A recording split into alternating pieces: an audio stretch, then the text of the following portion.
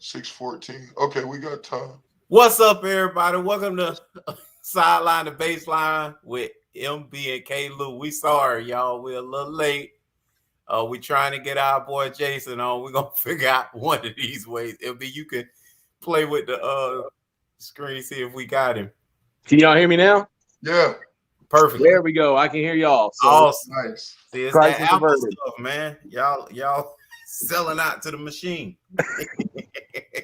all right, what you got? Hey, look, but man, what an outstanding weekend again, man. Sunday, Saturday, MB capped it off. All of us was ready to watch old Shakari, man. Richardson, man. Man, what a letdown. What a letdown. However, though, MB, I've always been a track fan, not no guy, meaning like I couldn't run a lick, y'all, so don't let me throw that out there like I was out there. I've seen running past people. I would last. You couldn't run in a big man relay? You didn't do the big man relay? I could have did the big man relay. They would have been in trouble. I just would have had to put on a fat suit. I remember them at stadium? Yeah. I can't run. Oh, so Jason say I can run. He'll probably tell me I'm lying. Hey, MB, he'll tell you the story. I don't know. I'm gonna leave him alone. Man, dude, he's like, hey, light workout. It's just a thing I do on Tuesdays. It's not a big deal. Just man, it was some Remember the Titans stuff. There was an old stadium downtown that looked like it was bombed out, and it was like in Bangladesh. It was foreclosed. It was condemned. Like humans shouldn't be there. And he's got his dog, who also looked like, man, I didn't sign up for this. Like, and he's just up and down, up and down, up and down. And I'm just like, Rottweiler, MB. Run with him. I mean, what? A couple times he's doing the whole thing. The Roman Coliseum. He's doing the whole thing. He suckered me into it, man. He knew. He knew what was coming. Were you still in the NFL? A stadium workout is a light workout, man. Just one time around. Yeah. Were you in the NFL? No. It was like a high school, but it was probably the size of a small college. No. I'm saying, were you still in the NFL? No. Fresh out. No. Fresh legs, huh? No, I wasn't fresh out, Jason. Probably a couple years. Nah, you were still getting OTA phone calls. Don't lie. Dude, he still had a Range Rover. Like, he still was doing the look. Like, I pull up normal, and I got Ray Lewis chewing me up and down these stadium stairs. I just gave up. I just stopped. I just watched him the rest of the time, and just there looking at my watch. Just, how I got tired watching him. LB, I didn't realize how tough it was till I finished it and walked and met him back at the top. And I was like, he was looking like he was about to die, LB. I was scared. About to die? I did. Because I was like, is he going to make it? Like, LB, he didn't run but like 3 steps. 3 stadiums. Oh, it was 3 steps. 3 steps. No. Hey, MB, and I yelled at him. I say, man, just run up one and down the other. That make it easier. Because you know us, MB, is up, down each one. Imagine hearing that from that far away. I'm like, hey, just run up one, down the other. Just keep going. It'll be all right. But you know how we be zoned out, LB. We like going. The place was so big. He was chastising me, and it was echoing. It made it so much worse. Made it so much worse hearing the echo of how much I forgot all about that, Jason. Right. It's hot. I'm sure it's hot. Oh yeah, So LB, but we from Florida though, so it was like nice. It was nice out. I think it was like in the 80s. It was like upper 80s. It was like 89. It was hot. Yeah. It was hot. Oh, humid too. Hey, MB, no humidity. I ain't even sweating barely. Barely sweating. Hey, your dog wasn't having it. He quit too. Oh yeah. That made me feel better. That joker quit on you. He used to quit on you in a minute, MB. Dude, big old Rottweiler, they ain't built for that long run. Right. That dog But- didn't sign up for that either. He's Look, like, this was all I cared about. He's gonna go home and sleep all day. So you tire him out in the morning, and then you ain't got to worry about him no more. Right. hey, speaking of dogs, where you gonna lead off with on this ACC? Hey, so we gonna get there. We gonna get to what you make your money doing, baby. But He's trying to do something. we gonna talk about Sha'Carri, man. So what did you think? Be like, I thought she'd finish third. Like, I there's no way I thought she had any chance of them first two. Them two girls, they running out of their mind right now. And that's Shelly Ann Frazier and Elaine Harrar. Thompson Harrar, yeah. So those two, but I felt like she might have been able to get Shericka Jackson, man. I was hoping we could get Shericka. MB, I looked at it again for the first time this morning. I say, man, she came out the blocks last. Like, we didn't have a shot. But, you know, with anything, and I looked at it like this when I was talking to my wife. I said, you know, like, when guys come back from injury, you know, football-wise or basketball-wise, those first 2-3 games back, they don't really look the same.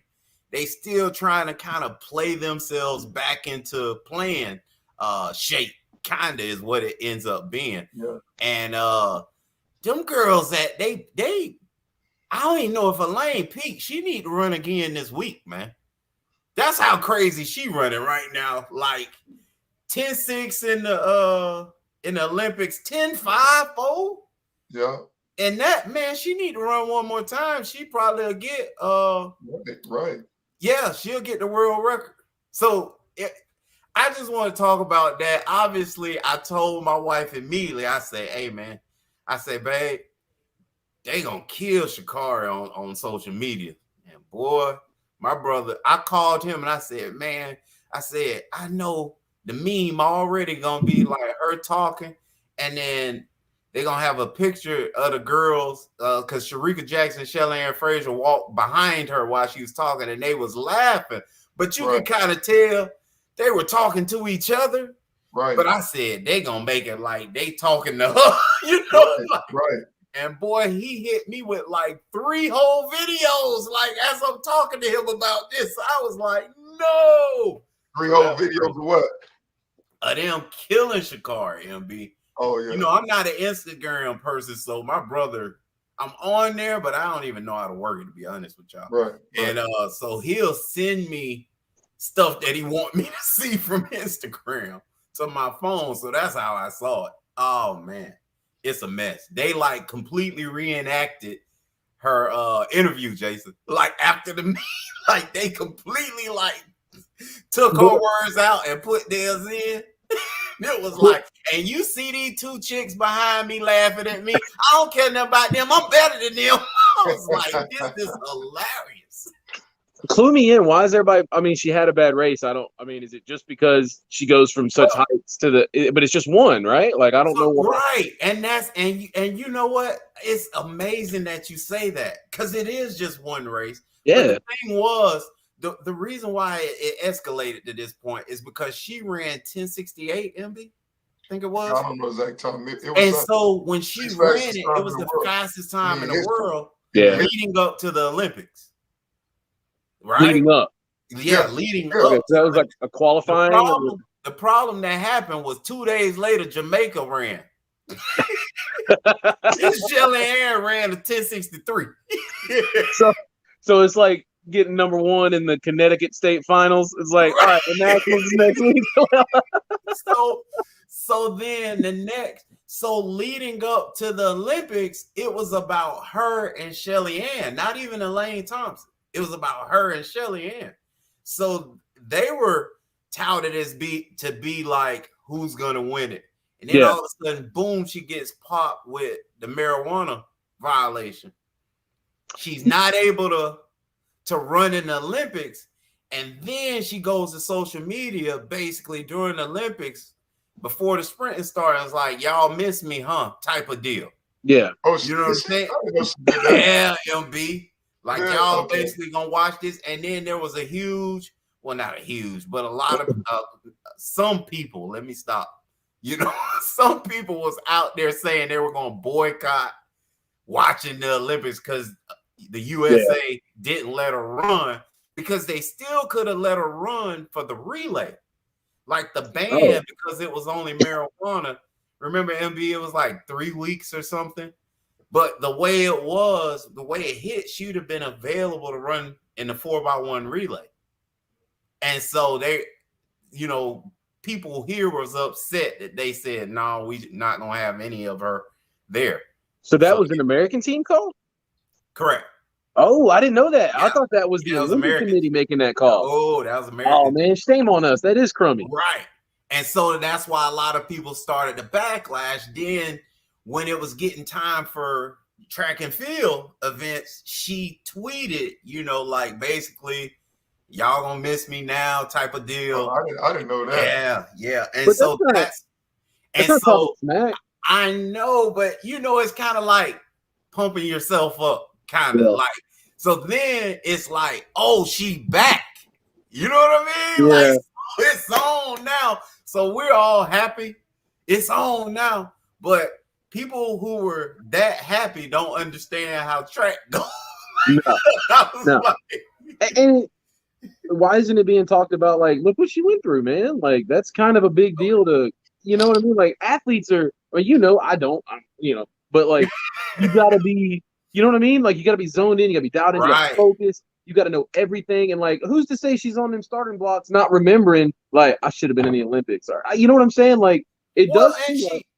And let's remember, like, some people, and I think she's that type, they get pumped up and play their best, perform their best when they talk a lot of junk. Like, you think she's like that?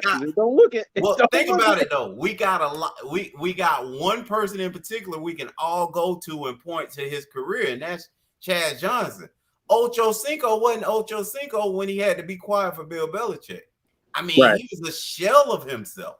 Yeah, and it was like bad watching him play. But is some of that him getting in the opponent's head, like, you know what I'm saying? Like, is it necessarily him elevating, or is he kind of bringing them down a little bit? I know that doesn't translate necessarily to track and field, but well, think about, hey, Jason, a lot of us grew up like that. So whether it was making you play bad and me better, or you just to play bad and I look better, I ain't care. We was talking anyway. You know what I mean? Yeah. Like we a lot of us feel like, you know what I'm saying? Like, if you say it, you put it out there, then you got to own up to it. So you got to elevate your game, because you know what their locker room saying. Hey, he ain't do. I don't care if they whoop us 100-0. He ain't catching the ball. You know what I mean? Like, he ain't beating us. Right. So it was just amazing, you know, to see that whole thing play out. And then social media went crazy, and she responded again, basically saying, you know, it was one race, and then she had MB like what you said, Jason. That's kind of how she took it. And she said it on the camera, like right after. It's just one race. You know, she ran bad. And honestly, in track and field, man, that ain't the first time that happened. Well, I'll take that back. The first time I done saw the person that's supposed to be a star get last. Now, I ain't gonna even kid about that. Unless they pulled up and got injured. I've never seen that before. Did she pull up? No, she didn't pull up. It looked like she trailed off a little bit, right? I mean, because she wasn't if you look at the beginning of the race, look like that's when she pulled up. I told you, I watched it again this morning. It looked like she pulled up.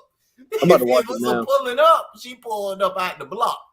No, look like she wasn't in last place in the start, but she popped up. Her right, MB. She popped up out of the start. Yeah, so that right there. And then once they got to maybe the 40 meter mark, then that's when she started, because those girls was digging and driving through the phase period, through the sprint, through the I forgot what the correct name, the acceleration.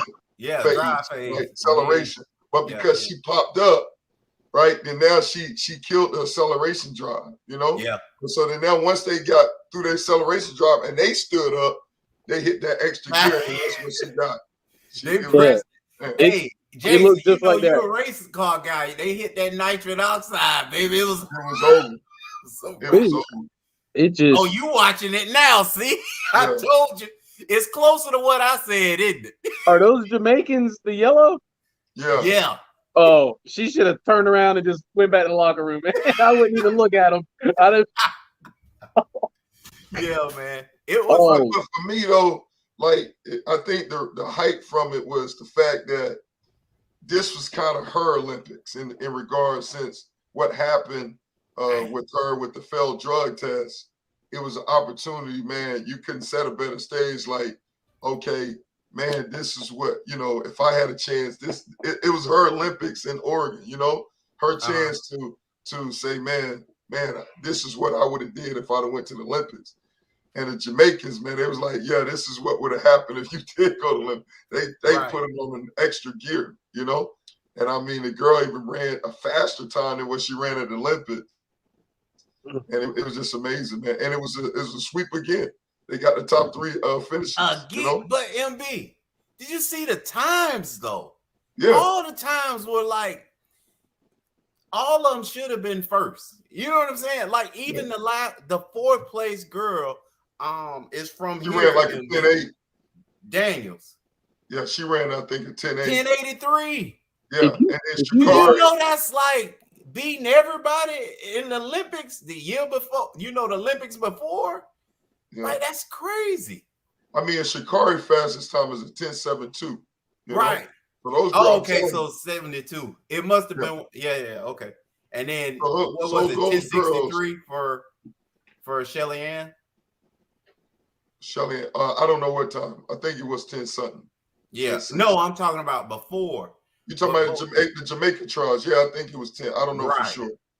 But it's just Jason, the times that they ran. That race was important for all of them. They all wanted to be better, Daniels was cheering with 4th place with her 10.83 time. Like, yeah. That's how sick all those times were. Yeah, that was great. So, did you freeze? I thought Jason was about to say something. Then he froze. You freezing? Oh, there you go. So, yeah, look like we losing. So look, MB, so we go right from there to this old ACC conference. MB wanted to give a chance, man, because we just walked right into football season. Exactly. Jason, we got your back. Okay, it's the sounds all distorted. Hold on. Oh, okay. Yeah, so he'll probably hop off and hop in. But MB wanted to do a little cursory because college ain't the NFL, and guess what? It's even tough to really give your opinion, even on NFL season, MB. I always throw something out there, but really, I'm waiting about 3 weeks in. To give my opinion. But we brought Jason on here because as y'all see, he wearing orange tinted glasses, baby. So you already know where he at. And he ain't from the north. Hey, one thing though, watching that race, the strides on those Jamaicans, my God. Yeah. Can you imagine dating them? Like the conclusions they would jump through? Like, I mean, they're just the same speed right away. Like, that's how that girl just pulled away. She's just zip codes with every. Yeah. Oh man! Because it looked like she had the great start. She just was out. I don't know, man. It just. Okay, now tell me this: you watching it again? Did she ever have a chance? No, man. No. It's one race, and I don't know what I'm talking about, but it just seemed like she was racing against her older sister, man. You know what I'm talking about? You're trying. Your face is, and you. If you didn't see the results around you and you were running by yourself, but I'd be smoking everyone. And then you just see, nah. That's like at football practice, and you're like, I don't care how fast they say that kid is. I know I'm moving. Yeah. I played special teams. I would try to find that angle, and I sucked at geometry. All right, in school, you figure it out real quick. You're like, oh, I ain't making it. I can't be in there. Like, yeah, I remember that. Yeah, no. It's like you had those dudes that's breaking angles, man. You had an angle and they breaking them, you know? And then you're scared. You're like, no, I don't want everybody to see. Like you're trying to break them down and get there. And like, I know it's humiliating. Man. So we gonna I can start. close this. I can't keep watching it. That was awful. So Jason, we gonna start where it counts, man. Tell us about Clemson. Tell us why they gonna dominate the ACC for the 7th. That is crazy. The 7th straight time. Honestly, I don't think it's I think we're gonna be different. I mean, in his 2 starts last year, obviously he aired it out. Or not 2, He's 1 a start. Monster. But he was forced. I think what lost us that Notre Dame game was you got to live to play another down sometimes, and the pressure was there. Honestly, I don't think you're going to see him light it up until the end of the year. I don't think Dabo's going to put that on him yet. You know what I'm saying? I think we're going to go out against Georgia. I think we're going to stop the run, and I think we're going to run the ball. I think it's going to be some Herm Edwards football. I think that's what you're going to see out of Clemson because we're going to disrupt our depth. I'm telling you. Now, y'all sick on the D-line. Obviously, I think y'all got the player of the year probably at 3 technique. I think it is. Yeah. And so that's a wrap. I don't think Georgia's gonna be able to do nothing. Anybody gonna be able to do nothing against y'all in the run because your front 4 is just monsters. But when you talk about the quarterback position, you got your receiver back that got hurt. JR. And then you got a guy that's been in the fire, learned under Trevor. Come on. Like, I think, to me, I think I'm crazy because I'm higher on y'all than you are. We're going to go 18-0. But I'm just saying, like, I don't think he's going to put it on because imagine what that would do if he came out and had a repeat of Notre Dame week 1. How are you going to fix that all year? You know what I mean? I mean, maybe I'm wrong, but I'm thinking if I'm Dabo, however, I don't put that all on him under the lights. Week 1, it's your show now. I don't know, man. Why not? You guys got depth at running back. So Georgia has to stop the run, and then that opens it up for him. And he's a big joker that can run. Against Miami, he ran. Yeah, he ran. I think we're going to small ball it. I think we're going to shorten the game. I mean, okay, you put that kid out there, 2 interceptions in the first half. What are you going? You know what I'm saying? And then you can start him off just being a runner, run and read option, handing it, pulling it, that kind of stuff. Now the defense really has to suck all the way in. That's what I think we're going. Yeah, I think it's going to be, suck them in and then go. I don't think we're going to come out guns blazing. I don't think that because it would just take 1 tip pass, 1 interception. Now the kid's in his own head. Trevor's out of here. It's on me. And look, I already messed up the year. You know what I mean? I just don't feel like for him to come out and play the way he did big games. I don't feel like he's built like that. What big game did he play though? I mean, what do you mean? I mean, he lost against Notre Dame.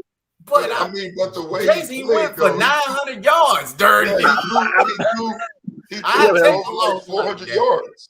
Yeah, but that was like there was some bachelors of science at corner. Okay, now we're going against Georgia, where some kids are in there that could play in a lot of other places, but they're going to Georgia because they got some misdemeanors or something. But so he's going to be out there playing against some schoolyard kids that are going to mug him. You know what I'm saying? They're going to be playing physical. Georgia plays rough, man. He ain't gonna be getting that, they're going to be on that receiver. It's going to be tighter windows. Yeah. To me though, I don't know. I know you follow him close to me, but I don't think so. Because if they would have did that, they should have did that last year because they was better suited for the run. Clemson was right. It took their receivers a while to get going. Rodgers and the crew. It took them the second half of the season. Rodgers was the only offensive weapon as far as receiver for the first part, and then the other guys started stepping up. So if they would have did to me that would have been the best chance because Travis Etienne, he was their main offense. He was their bell cow.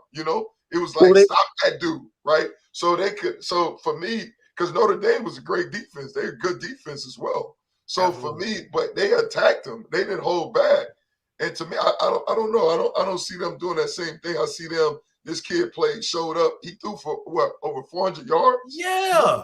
I mean, and you're like, wow. And in that And you talking about man, the limited time to prepare as a starter, and then you step up like that and do what you did. Now you got the whole off season. It's your show. You're the dude. I mean, I think to me, you got to play to your strength. Now, I do see them seeing the running games because, like, this big kid can run, but I don't see them limiting offense. I mean, this dude, they didn't limit it then last year where they had every reason to limit it, right? They didn't do it against Notre Dame. To me, they're not going to do that, especially with Dabo being familiar with Georgia's style of defense. All it is Alabama. Right. He said every day, all day. He's used to it. So he knows how to attack it and whatnot. So I don't know. I don't know. I don't see. And then now with Travis Etienne not even being there, right? You got a committee at running back. You got another freshman coming at running back. So it's not like you got a vet guy back there that could take the pressure off of him. I think you just got to play to your strength and get it going, man. You know. But they did try last year. Remember, they took the run away. That's the only thing that kept Notre Dame in that game. If you go back and watch it, they were trying to focus on the run. Notre Dame just said, "You just gonna have to beat us with your arm." That's how we got those yards. Yeah. And that's what I'm saying. Travis Etienne, he was the bell cow to me. He was the guy to get that thing, and they opened up, and this dude, I mean, he stepped up ready to play, but they didn't limit it. When they played everybody else, the key was get Travis the ball. You know? Yeah. Because Rogers was the only consistent receiver at the time, especially the first half of the season. Talk about a steal in the draft, too, man. I can't believe Amari fell as far as he did. Why? The work ethic, man. I mean, you can talk about whatever, but he was not prototypical. You know, we had taller guys, we had flashier guys, but you telling me Amari Rogers wasn't an incredibly hardworking? I mean, he was exactly what you want to see. It seemed like he had the intangibles that translate to the professional league that you wouldn't have had to teach him. You know what I mean? The work ethic, the hard work, the catching underneath, the digging. I mean, he had that. That was his whole career off the bat.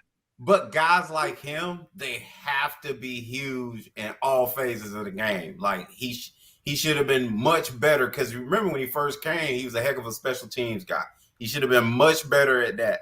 And he also, just think about, okay, he was supposed to be Alabama's guy. What was it? Tuttle? What was his name? Waddle.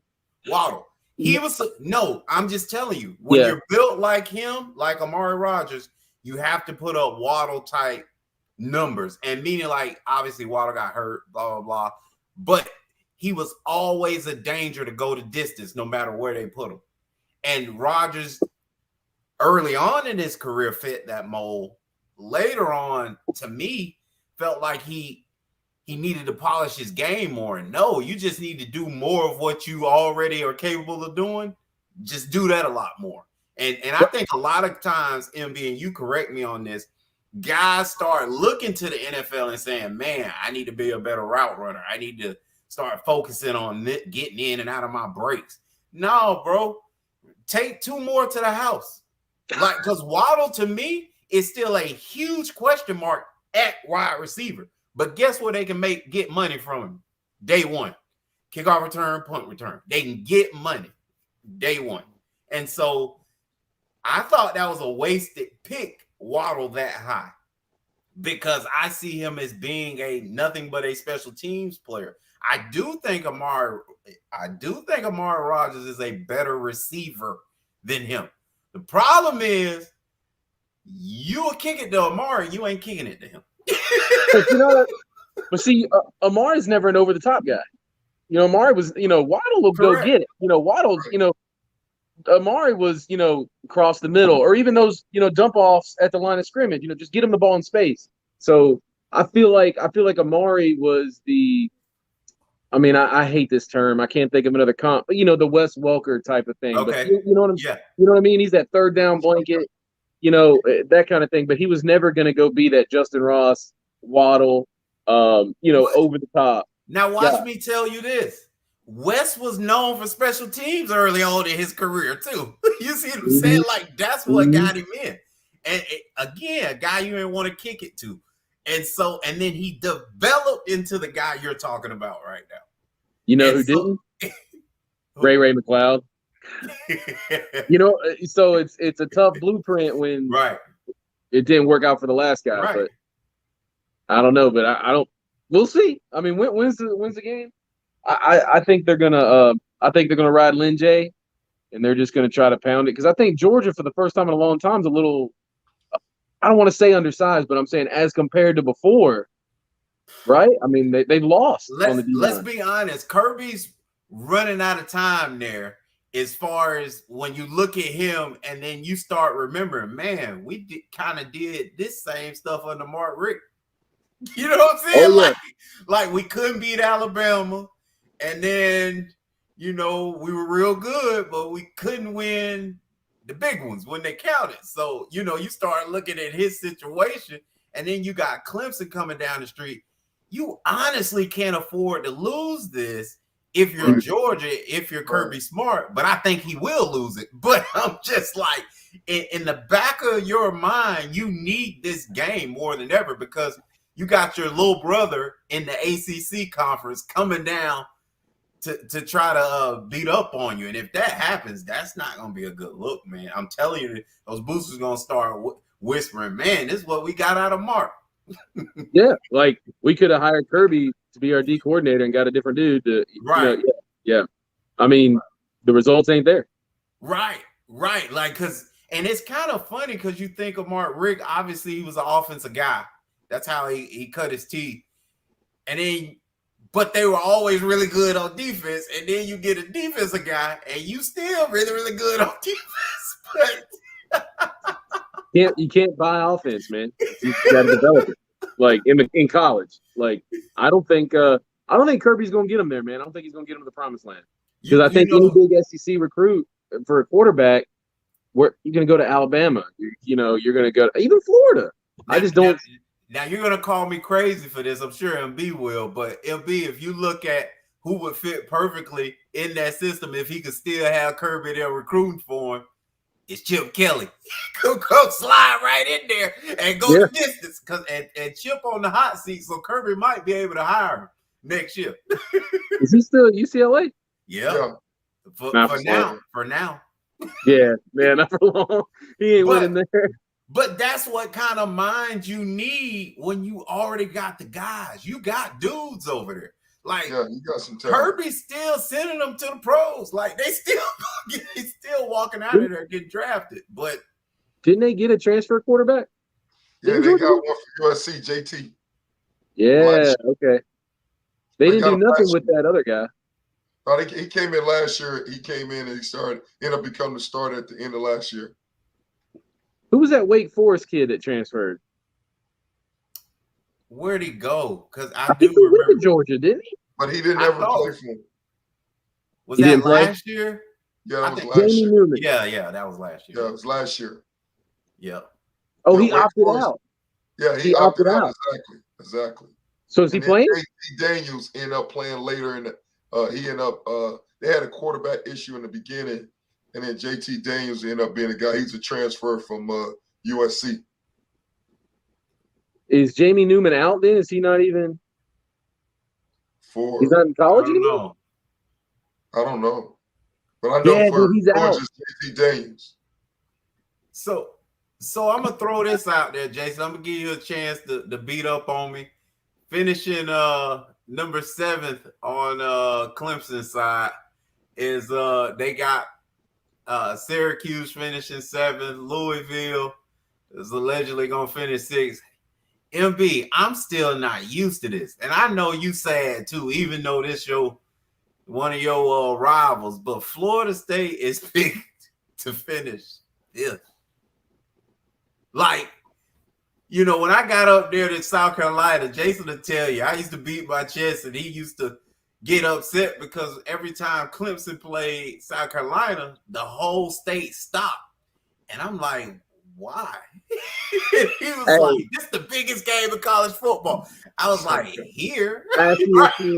It's like number 3 or it's number 2 or 3.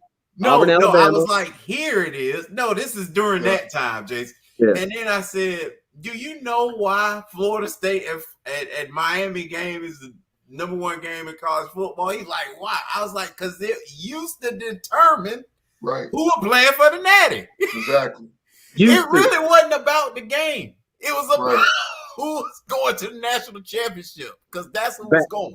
The winner. Back when like HW was in office. All right, and that's the funny part. MB. And then I used to talk trash. Used to have him ready to fight me. Told him Clemson will never be like this. MB. How'd that work out? I told you I was gonna give him a chance to beat up on him. Oh, I used to let him have it. MB. I do remember you saying, "How could you?" I mean, think about it. How are they gonna compete? I was like, man. I was like, hey, there's magic in these hills, baby. Like, I mean, you know how they competed. Dabo came to Florida. Yeah. He got that pipeline. CJ Spiller. Yep, he got that pipeline. Dabo came straight to Florida. That's how he started competing. Yep, he got that pipeline. Hey, you start pulling up the Hall of Fame Clemson players, they from down here. Yeah. CJ, B-Dog, MB, Brian Dawkins. Hey, why didn't they go to a Florida school? Listen. But Dabo does a great job recruiting, man. Especially that Fort Myers area. That Fort Myers area, they try to lock that thing down.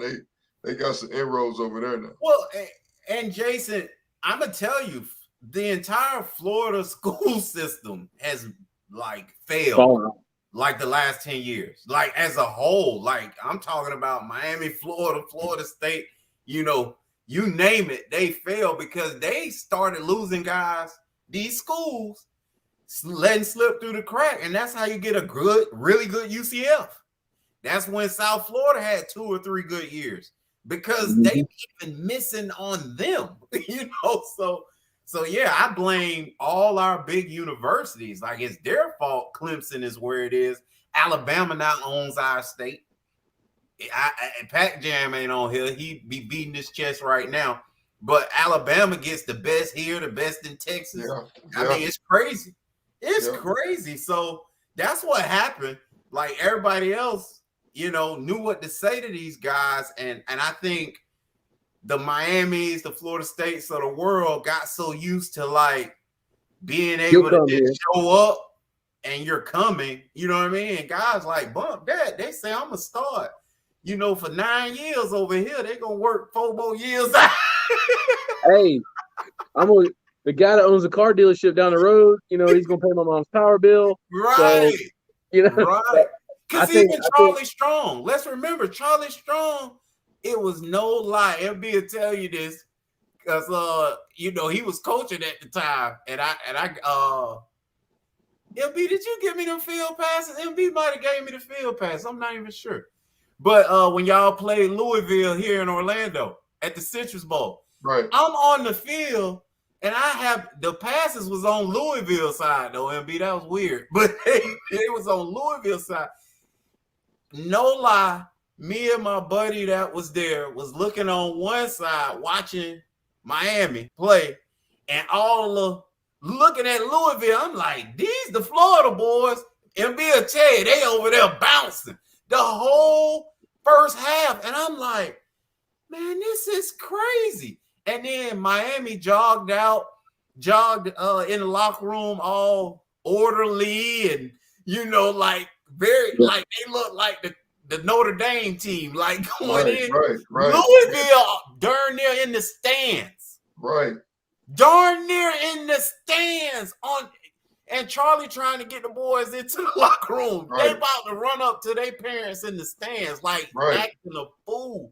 And I was like, oh, they ain't coming back. These boys, here go Miami over here.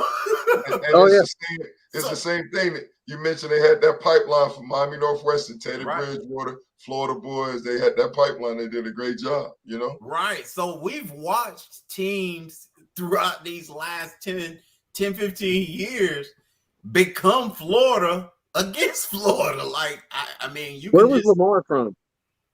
Who? Lamar. Yeah, Florida. Palm Beach, right? I mean, and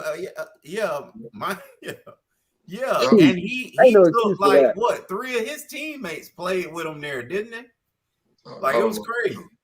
Imagine if he'd have went to Miami or Florida State. Florida State at least still towards the end. Either way, it would have been a change.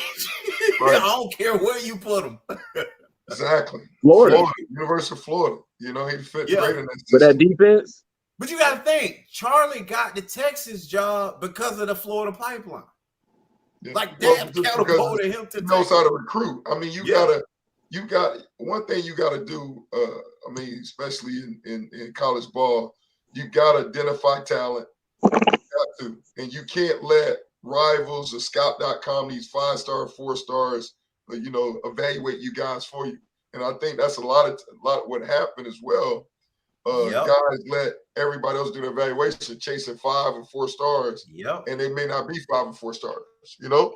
And you got to have an eye for talent, and that's what Jimmy had. Jimmy Johnson had an eye for talent. And not only you got to identify talent, but then you got to develop the talent. Identify, develop them mentally, physically, right? And then the last thing you got to do, hey, when they come ready to play, make sure they come ready to play. Whether it's practice or the game, they're ready to play. And you put them in a system to take advantage of their abilities. And that's what you got to do. Man, Dabo did all that, Jason. Dabo, you got to think about him. Dabo, I say Dabo that did all what he just coached us about. Seriously, I think Dabo's key to success is he checks his ego. I mean, if you got to have staff that believe in what they're saying and not defending their name, like, wow, somebody gets high on a kid, it takes a lot. Kind of like what did you once tell me? You would want to, if you die, you want to come back as a first-round pick because people won't give up on their mistake. You know, they'll be like, hey, right, somebody saw something in them, let's go find it. Instead of, you know, so don't defend your guy. Just be honest what you see and collaborate. And I think Dabo checks his ego. And I think that helps his staff check their ego. So instead of being high on a guy because everybody else is, you know, trust your process, find kids that fit for you. And I think Charlie Strong's good. It's a good moral person. I've never heard a bad word spoken about Charlie Strong. You know, highly moral, highly principled. That's why those type of coaches have that success because it's not about them. You know, it's about, okay, what's the best for our team? What's the best for that kid? And I think that's why I hate Nick Saban, but I'm sure he's an excellent dude. I trust him around my kid. You know what I mean? So high moral character translates to being a good player evaluator because you don't pick your ego at the door. Yeah, consistency, man. In sports, we all talk consistency. And if you already understand and know expectations, you kind of just fall in line with the program. So, yeah. I mean, I think those programs, to me, it's always kind of looked at as it's like chicken, right? And this is what I mean. Some people want their chicken fried. Some people want it grilled. Some people want it barbecued. You have a system that you believe in and you stick by, right? So with Nick Saban, his system could be like, man, we're going to be bigger, stronger, faster. I want to win big. At Miami with Jimmy Johnson, it was speed. So he'll identify guys where he'll take a safety in high school and move him to a linebacker. Or you'll take a linebacker in high school and move him to project him as a defensive end because he wanted to have speed on the field, you know? And so it's those philosophies, whether it may be different from someone else, but it's what you believe in that you're like, man, this is my system. This is what I believe in, and I'm identify guys that fit my system. I'm identify the benchmarks of players, right, that fit what I'm trying to do, whether it's physically or mentally. Those are the type of dudes I got to have, you know, that fit that. And then also you got to have the recruiting base to get those type of guys, you know. The mistake we made in Miami, when you talk about Miami, you know, we was trying to get our speed guys, and we were trying to transform them into Big Ten, Penn State guys, and that's not what we do. We don't need to get bigger. Our guys don't need to be, you know, big. They need to keep their speed and run all day and fast and utilize, because that's what our feeder ground produce was that type of speed, you know. But then when you try to make it bigger, you emphasize size and all that stuff, you taking away from what you do best, and that's run to the ball. I told MB they man, I don't know how he was doing it when he started getting guys, and I'm not saying it was you. I'm just saying you had to coach him. That was from Pittsburgh and stuff playing linebacker. I was like, I ain't never thought I'd see these days like, boy, they ain't got a chance. Pittsburgh at linebacker? No. Not down here, because you got to run. I mean, we knew. Listen, one of the things, it was so funny, and I'm sure MB, we never even talked about this, but what used to make me laugh is seeing like the guys from Ohio State, Penn State that were all world, and then they get to the NFL and can't make a tackle. Exactly. Yep. Like cannot make a tackle because right. ain't no 300-pounder here squeezing the A gap that is big, right. And then you can just go swallow everybody. That whole big, and you got to make a tackle in space. Yeah, and they couldn't do it. So I used to laugh like, how are you all world and you can't tackle in space? For us, it was tackling in space since we were in Pop Warner, 6-7 years old, because they're gonna toss it to the fastest guy. He gonna outrun everybody, and it's you and him. Right. Like, athlete first, position second. Yeah, exactly. So that's we got that. My little man's out here playing. It's like, hey, we got kids we got teams that are teaching zone blocking to 10-year-olds. So they got guard pools, and you know what? They'll go play against the crummy team where they got kids that are there for the ice cream party, and they'll snap the ball and stand up, and that team will win 50-0 because they got one kid that looks like he drove himself there, and he's got a mustache, and they'll just sweep it to him, and he'll just take it to the outside. Hey, y'all got some Florida people leaving the state going up there to play. That's how we grew up, ain't it, LB? Joker driving to the game. Hey, I'm like, what time's he got to be at work? Like, you're praising the kids for being in the right position. You're like, all right, the safety came down, great. They read it, great, cool. I mean, they scored a touchdown. But listen, I really appreciate you being in the right position and coming down. Like, it don't matter. Like, you can coach them up all you want. You can't coach speed. Well, I tell you what, a guy who I think should be probably coach of the year the last 2 to 3 years, y'all gonna fight me on this, and a guy that proved to us that he actually did get better in the booth, and that's Mac Brown. He's projected to win LB side of the ACC. He will. North Carolina, MB, I think one thing Mac Brown said when he was in the booth for those, 3-4 years calling games, was they never catch him without a quarterback again. Right. He's going to have multiple quarterbacks. Right. And since he got that job, what have we always knew the name of on that team? You may have not known anybody else's name on that team. You know who that quarterback is. Their quarterback projected to possibly win the player of the year for the ACC. So, and he also Heisman candidate. Right. So it's and was one last year before he had a couple bad games. But I'm just like, Max said it, boy. Max said, y'all ain't gonna catch me, because he felt like at Texas at the end after Vince Young, he never really had multiple guys. Max say, hey, we ready. Knock him out. We got 2 more behind. Who they got behind that kid? I don't know. Hey, I was just talking. We don't know. We'll find out, though. I believe in Matt. Hey, I think they will. I think they're going to win this time. That's the thing, though. When you look at the ACC, it's a lot of returning quarterbacks. It's a lot of guys. I mean, you look at teams, and I mean, other than Clemson, but the fact that DJ played and you saw what he did, it's quarterback. But a lot of top teams in the nations are. I mean, they got issues at quarterback, question marks at quarterback, Right. But ACC is one of the divisions where they got a lot of returning quarterbacks, That guy, Wake Forest, he's the shootout last year when they had USC versus Wake Forest, Hartman, he was getting it done, Boston College, their quarterback is good, They got Pittsburgh. I mean, you got a lot of returning quarterbacks. That's the thing about it. I tell you what, and you was talking about driving to the games, Jason. Yeah. Well, Miami has a grandfather playing quarterback. He just had his first grandchild. There you go. Derek King. Oh. Hey, that Ohio State kid's gone already? From his son who is 25. Derek King just had his first grandchild. And he's really excited, and he says he's going to dedicate this season to him. Hey, you see where Tate Martell wound up? Where? UNLV. Talk about a fall from grace, man. Wow. Ohio State, Miami Hurricanes, Colin Kaepernick's old gig. Like, Hey, wow. That ain't. But it's because he did it because he wasn't going to start. Look, Right, if he'd have stayed at Ohio State, he could have played. Right. How'd that work out for you? Competition. Because I think they're going to start a freshman. I think a redshirt freshman. So they just announced it yesterday. Yeah. You know, some question marks.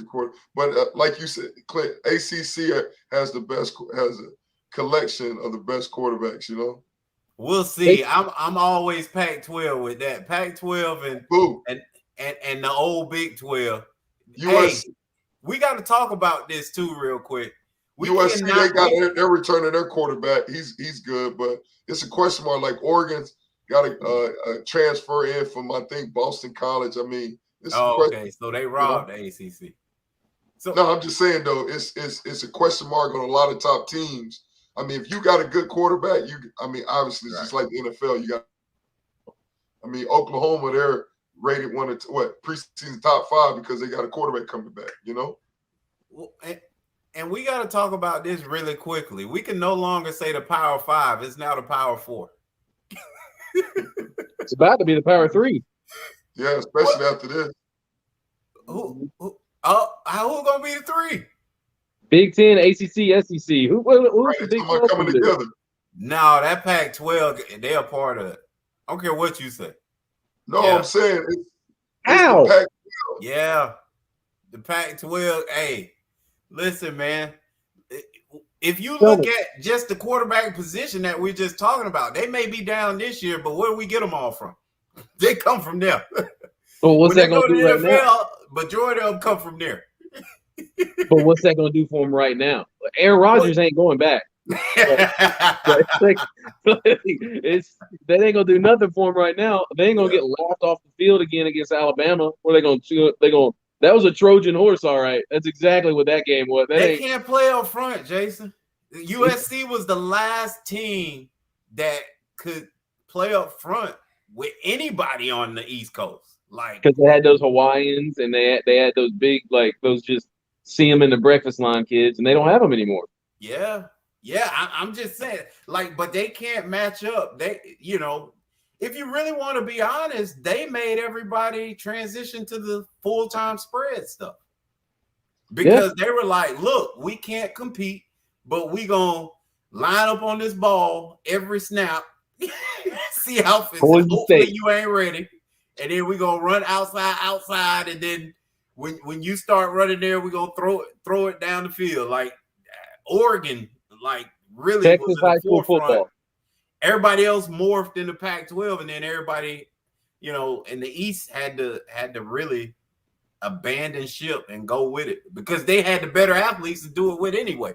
I don't think USC can come back even after the checkbooks open up. How do you get a kid to want to go there? Yeah, think about who you say? USC, California. They had a great recruiting class this past year. They go ahead. I don't think it'll translate. I mean, how do you get a lot of kids consistently to want to go there? I mean, USC still carry a lot of weight and they still got a lot of support. I mean, their recruiting class this year was really good. And the commitment. So obviously, the head coach right now, he's on the hot seat. He's got to win, right? But but that still carries some weight out there, in my opinion. I mean, their win is definitely set up and ready to go, But Caleb, about the what Jason was talking about, the Big Ten, the Pac-12, and the ACC are talking about coming together. Yeah, but I don't believe it's come together like that. I don't believe it's come together like that.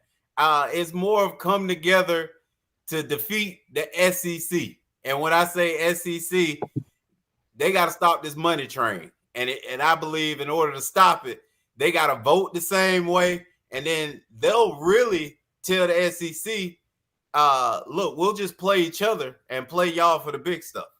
So I think it's a money situation. It's not a conference situation. It's a great money situation. Yeah, Big Ten ain't giving up. They the only ones with a true network. Yeah, they ain't giving that up. Y'all they had crazy. It before it was cool. Yeah, because they got all those plumbers in Ohio that'll just pay out. Like they had a real network, not this. We gonna borrow ESPN and say it's the SEC network or the ACC network. No, it's the Big Ten network, and if you pull it up, they will be playing Big Ten stuff, replays and all. Like that's all you're gonna ever see. So but see, they're gonna do some cross conference play. They were talking about the Pac-12, the Big Ten. Right. You're gonna get that extra data point. So when it comes to the playoff discussions, that might give an advantage to. Wow. I mean, you know what I mean? What if you got a one-loss SEC team, but they've got no out-of-conference play that matters? Like, you know what I'm saying? Like that extra data point that the cross-conference play of the Pac-12, I think that might push somebody over.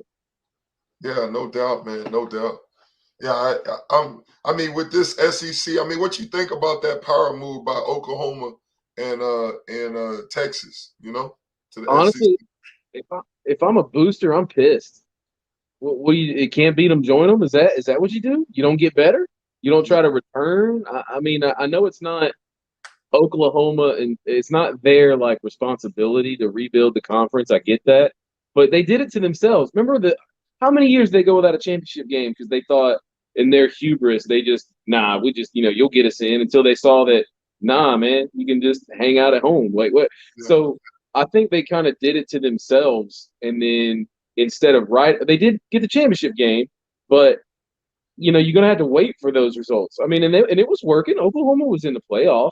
Right. I just think. I mean, it's still that.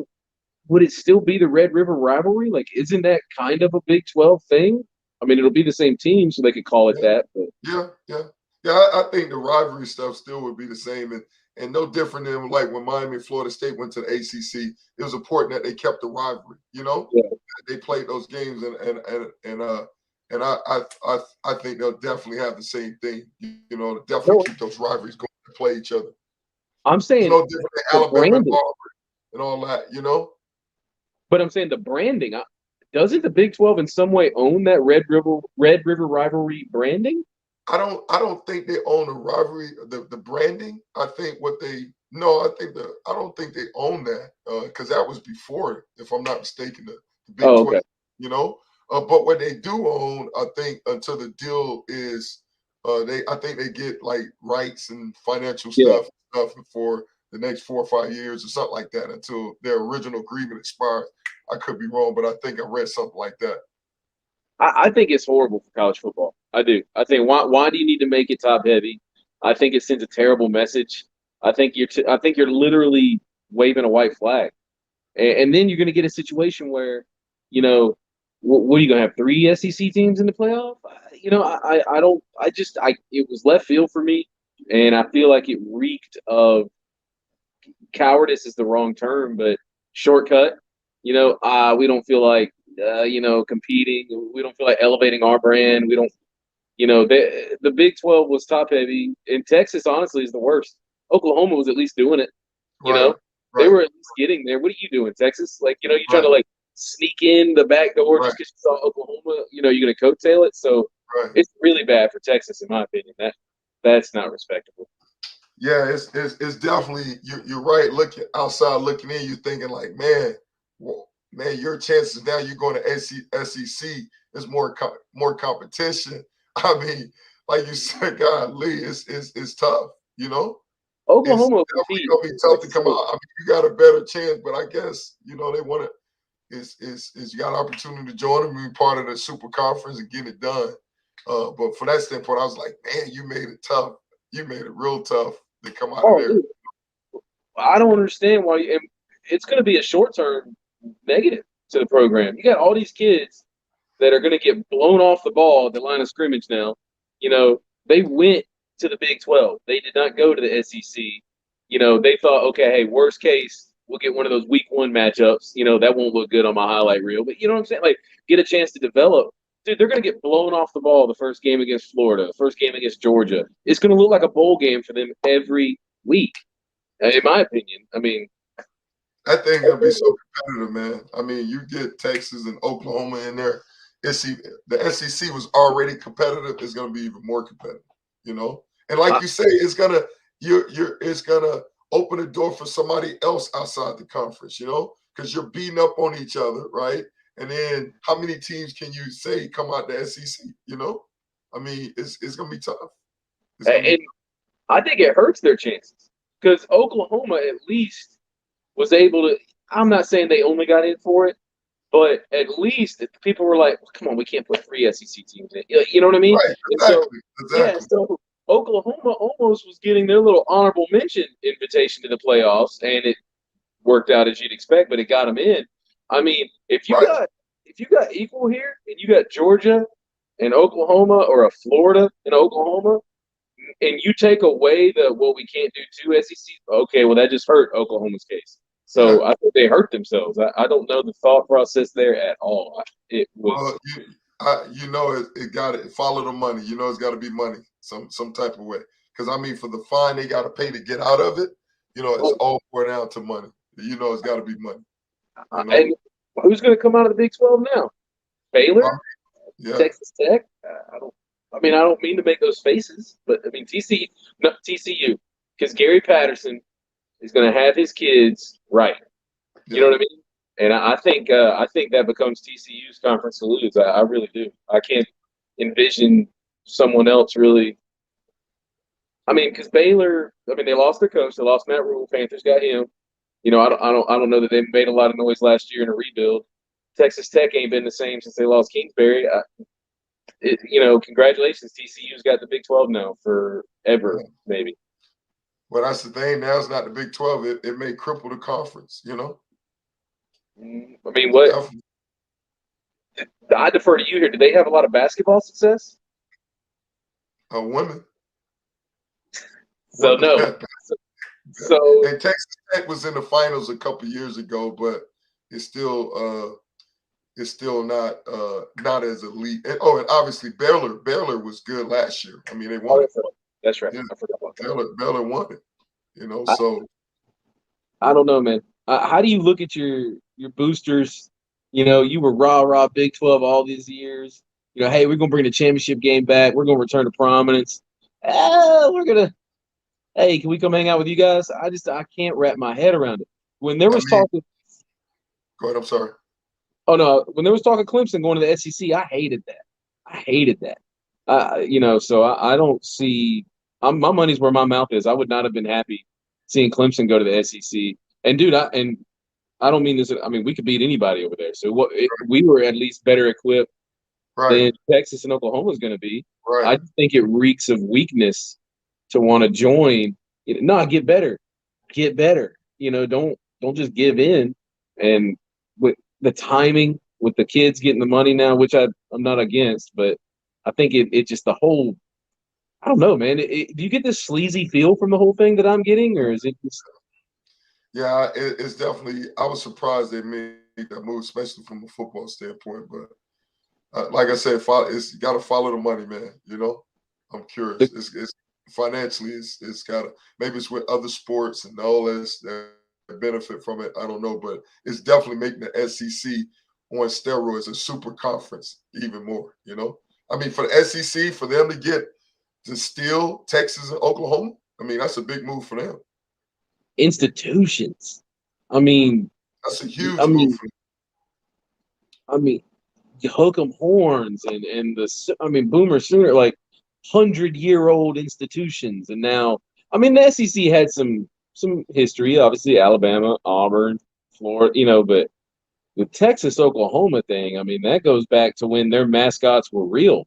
I'm talking, revolvers and I think it's going to bring those programs already had money. You're going to go from 100 million to 110. Was that what it was for? I don't know. Yeah, it's crazy, man. Hey, man, look, man. Well, we got to check out, man. But appreciate you coming on, man. We got to get you back on. I don't know. I'm gonna see if K. Luke gets you back on Friday, man. If your schedule cleaned up, man, we can finish this conversation. I'll get the little technical difficulties ironed out, man. We'll see y'all. It worked out well, man. Hey, but appreciate you, man. Thank you for coming on, man. Enjoy the rest of your day. Thanks for having me, man. I appreciate it. Our pleasure, man. Our pleasure. Love to have you again. All right, man. Appreciate you guys joining us today from Sideline to Baseline. I'm MB and your boy K. Lou. He's out. Appreciate y'all. All right. Take care now. God bless. Peace.